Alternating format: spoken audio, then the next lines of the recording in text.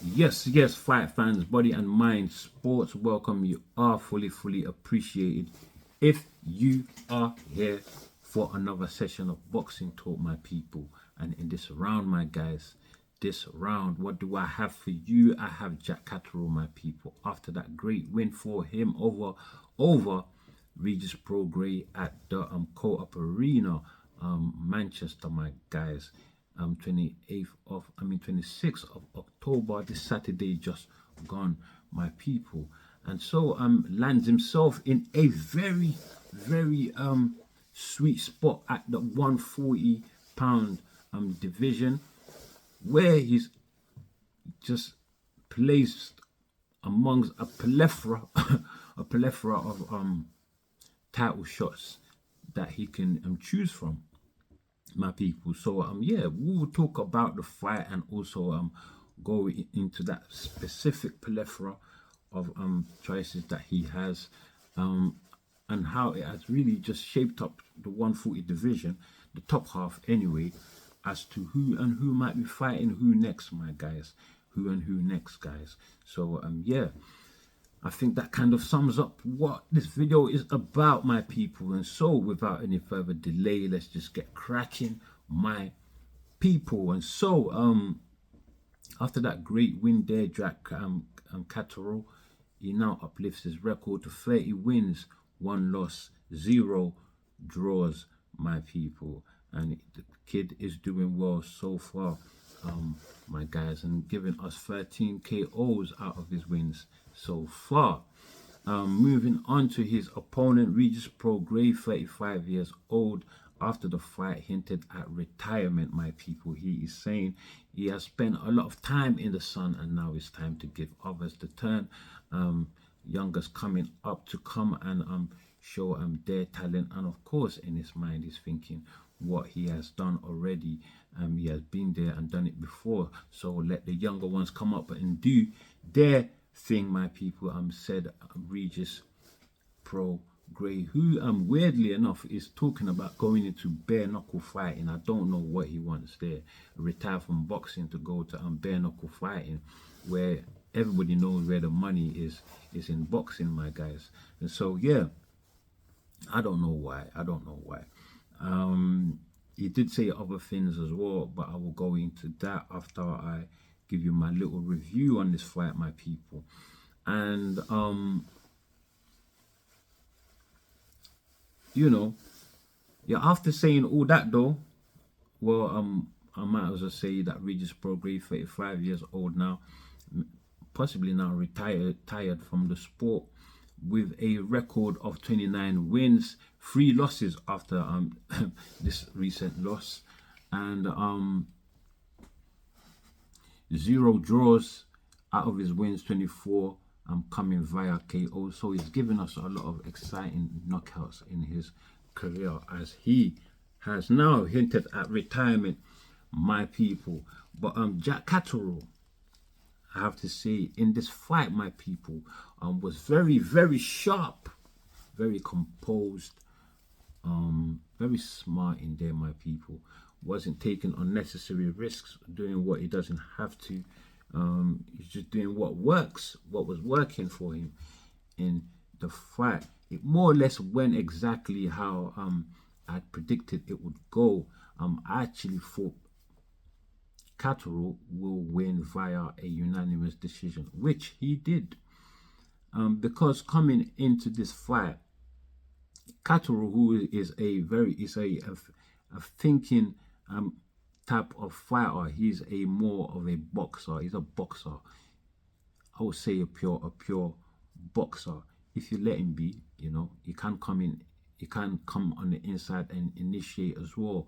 But for the most, he is a pure boxer, and I just couldn't see him giving up any of his attributes. For example, the fact that he has great control of distance and range, my people. He couldn't give up such abilities in order to deliver us an exciting fight, and of course risk the the chance of risk the position that he's in now, after being Regis Prograis. So I couldn't see that happening at all, especially against an opponent in Regis Prograis, who we know that he suffers from slow feet, and therefore suffers from closing distance and range, my people. And so the fight just played out exactly like I had said. Jack Catterall, most of the fight staying on the outside, and just snipering Regis Prograis with that left hand, just keeping it safe, not too far out, but within a range where he's close enough, but still outside of the danger. But he can still counter if he had to do so, and he was doing that very, very well. Although the opening rounds of the fight, in fact, the whole first half of the fight, the first 6 rounds of the fight, not too much action, very, very lackluster, if you ask me. I mean, Regis Prograis was initiating the fight. He was taking the fight to Jack Catterall, who was maintaining his distance and range very well, but not much landing from either fighter. Prograis there leading with the jab that he was throwing in a very, very odd way. The jab not landing much either, but the way he was throwing it, he had very bad form where it looked like he was leaning forward, almost like as if he wanted to just keel over, and yeah, and the jab was just straying a bit low, a bit on the low side, and leaving his whole upper side overexposed from his shoulder up, and Catterall was just snipering him over that jab. Got in about 2 great shots there in the very I think in the 3rd and the 4th round. He got those shots in, beautiful shots, and I know Prograis took clear notice of that, trust me. But he just couldn't do anything to stop it, because I think that is just embedded in him, you know. That is just who he is, you know.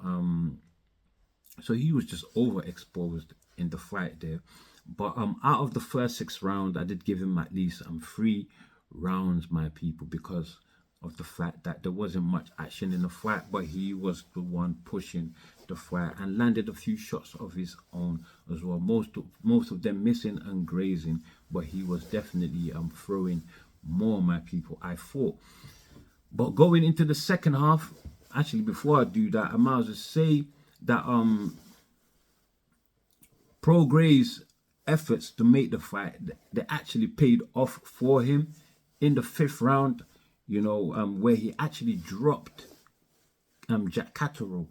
And I'll show you how that happened. Not so much of an intentional shot by Regis Prograis. It wasn't so much of an intentional shot by him, but more of a mistake made by Catterall in the fight. As in, remember when I told you that he was throwing a counter over Regis Prograis' jab? Well, he tried to do that again this time round, but he had timed it wrong and ran himself into the jab this time round. As you know, Prograis was not aiming for that jab to reach Catterall's shoulder, which is where the jab landed. Most of it, he did get grazed slightly on the chin, which is where I think that the shot was aiming for. So Catterall, you know, mistiming when the jab was coming, ran himself into it, and it wasn't a heavy knockdown, more of a flash knockdown. His gloves touched the ground, but he himself didn't go down, my people. So a 10-8 round there though for Regis Prograis. But yeah, that was Regis Prograis' fight in the first half of the fight. I gave him at least 3 rounds, so it was even going forward from there. But things picked up after that. My guys. Catterall still on the outside, but snipering well. Snipering well, those left hands were very, very effective. They were landing hard. And sometimes he was initiating too with the 1-2, and finishing off with the right hand. And yeah, so that was going well for Catterall. Prograis found very, very desperate at times, just overreaching, trying to close that distance, and look very, very rugged, my guys. Rugged and ragged, just running forward sometimes, just looking overexposed. I'm sure Catterall could have closed this fight with a KO or a TKO, because he actually dropped Prograis in the 9th round, my people, and not once but twice. So that was a 10-7 round for Catterall, and in the fight, Prograis himself, he dropped himself through a wild left, that he ended up dropping himself, my people, and also twisted his ankle in the fight as well. So that goes to show you how much he really, really wanted to be 3 times champion in the division, but it just wasn't his night.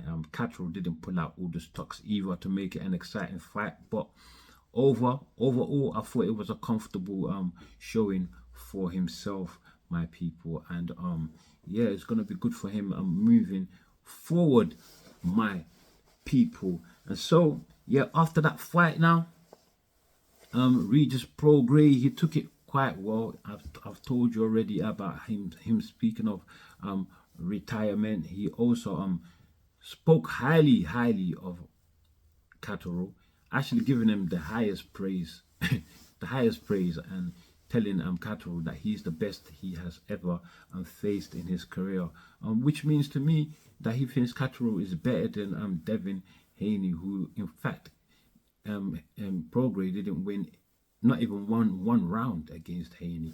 He got a battery in that fight, got beat up and dropped, so yeah. So I don't know, that's just simply possibly a trolling there, trying to troll Haney there, who didn't keep quiet after the fight. He's left a message on social media saying that he softened up Prograis. He softened up Prograis for Catterall, which may well be because Prograis has been in some tough fights, grueling fight with Taylor, a lot of damage in that fight, and then with what's his name? Then Devin Haney, Zorilla gave him a hard time as well, and then now Catterall, we were just practicing on him, really, if you ask me. So yeah, that was that, my guys. Haney didn't keep quiet, so that is fighting talk. Then possibly they could make a good matchup, because when we look at the division now, Catterall is in that sweet spot that I was talking about, where you can fight any of the champions in the division, my people. If you look at the WBO division, the WBO rankings there, Teofimo Lopez is the champion with the WBO title after beating Josh Taylor for that title. But over there, we know that Catterall wants Teofimo, and so does his promoter in Eddie Hearn, my people. But Teofimo right now is quite tied up in a very, very sticky situation with his contract with Top Rank, my guys. So that is kind of affecting the possibility of him making fights. So yeah, that is an obstacle there, my people. And aside from that, he's also looking to go to 147. He wants a fight with Ryan Garcia at 147. He says to Ryan Garcia, we can move up to 147 and make this fight possibly even a title fight, my guys. Where they're gonna get titles from at 147, I don't know, my people, because they're both 140 pounders. But yeah, with what he's giving Ryan Garcia, that of course he has to be clean, so that is there. Even if he himself, Teo said he has to pay for it, you know. But that fight, he wants that fight, and also the fight he wants with Terence Bud Crawford as well. So who knows where his mind might stray next? Teofimo Lopez, you know. Yeah, who knows? Who knows? That fight could happen. It may not happen. Catterall and Teofimo Lopez, but for the WBO rankings though, we also have Barboza, who is going to be fighting Jose Ramirez. So possibly he could fight the winner of that. Ramirez, good Mexican backing, so that looks like a good fight. That could make up, could talk up for a good fight and actually live up to a good fight as well. And Ramirez come forward, he can close distance, so there's a lot of trouble there. There's going to be a lot of action. So yeah, there's going to be a lot of action if he was to fight Catterall. Catterall will have a handful on the night, I believe. Yeah, but so yeah, that sums up there for the WBO title in the hands of Teofimo Lopez. But how about Leon Paro, which I think Catterall is most interested in, and the easiest fight to make as well. We know Paro is actually fighting Hitchens next, Richardson Hitchens. So depending on who the winner of that is, maybe Catterall can take the winner of that fight. But we know he's more interested in Paro. Hitchens, however, is feeling overlooked by Catterall, who left a message on social media saying to Paro, I'll see you soon. Hitchens didn't take that very lightly, my guys, because he replied saying that you will not be seeing Paro on that night. You will not be seeing Paro, come fight day, my guy. You will be seeing me. Basically saying he's going to he's going to fuck him up, my guys. He's gonna mess him up, my people. And he left the message, bomb. They're directed at Jack Catterall. Let's see if Catterall will send anything back, because that is fight talk there, and might talk up to be a big fight, my people. Both of them control distance well, so there's going to be a lot of chess match display there. It looks like, but it could still be an action-packed fight, seeing that both fighters may well not be afraid of each other's power if you look at their record, my people. And so, yeah, that is for the IBF title that Leon Paro is holding, my people. So if Leon Paro wins, we might just see Jack Catterall versus Leon Paro, an easier fight to make, because they're both matchroom fighters. They're both signed under Eddie Hearn, my guys, my people, and they have spoken about fighting before, previous to this. So yeah, that is possible. In the WBA rankings, we have Jose Valenzuela there as the champion. We know he's fighting Isaac Cruz next in the early parts of 2025, my people. So next year, possibly January, I believe. He's fighting Isaac Pitbull Cruz to retain his title that he got from Isaac Pitbull Cruz. So that is a rematch. Of course, honoring his contract, my guys. So Catterall, if he's up for it, can fight the winner of that fight, my people.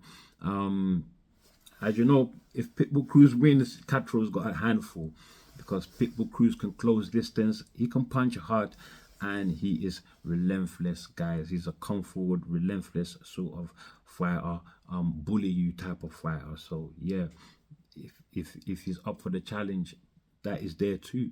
You could go for that, and that would be a big fight, because Pitbull Cruz has got a huge Mexican following, my guys. phone his manager, man. You get me? Find out, you know. Yeah, we got Alberto Puello, who is the active champion, and Devin Haney champion in recess. That is for the WBC title, my guys, my people. And Alberto Puello and Sandor Martin are fighting, you know. So the winner of that fight too is in a good position to fight for the title. So yeah, possibly he can go for the winner of that fight, or fight Devin the Dream Haney, man. Call him out and call him out for a fight. We know they want you know, they don't really want the Haney fight though. I know because they said one of I don't know if it's his trainer, but someone from Catterall's team said that he thought that, you know, the Prograis and Catterall fight was more closer to on the scorecards than the judges actually made it look like. That Prograis put up a very good performance for himself, and I was wondering as to whether it was kind of alluding to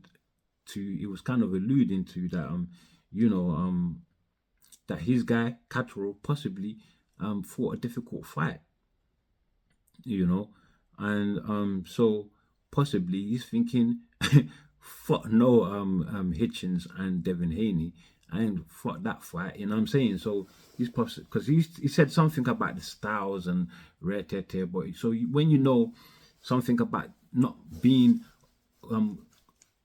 styles for a good fight, when people start saying that, of course they're saying that we think you could possibly beat us, you know. So yeah, they don't really want the Hitchens and the Haney fight. I'll say it now.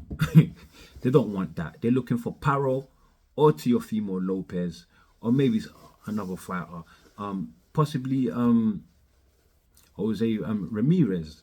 That's a good fight as well. But Haney and Hitchens, I'm sure they don't want those two people right now, my guys. It doesn't look like it at all. You know, you can tell from the tweets.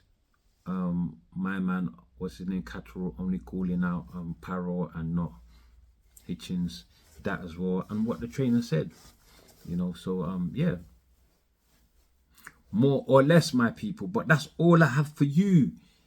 Well, for this session of Boxing Talk. Catch me here next time on Body and Mind Sports. And before you leave, my guys, my people, do like, do share, subscribe, and of course drop your comments below, my people. And as always, like I say, stay super blessed.